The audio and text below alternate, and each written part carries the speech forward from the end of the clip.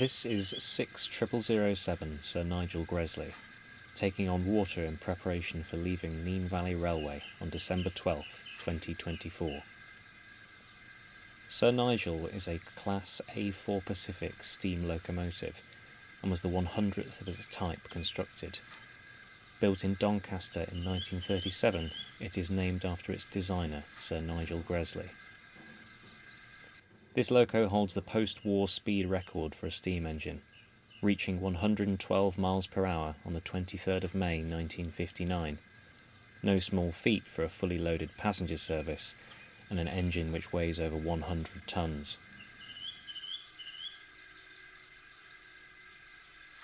This train was withdrawn from British Railways service in 1966 and entered preservation that same year.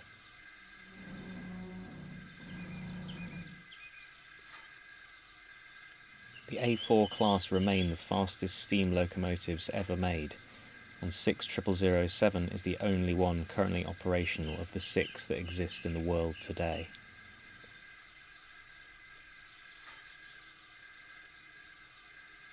I was lucky enough to spend some time with the loco in the shed at Nene Valley Railway, and I got to chase it down the tracks on its departure with my drone.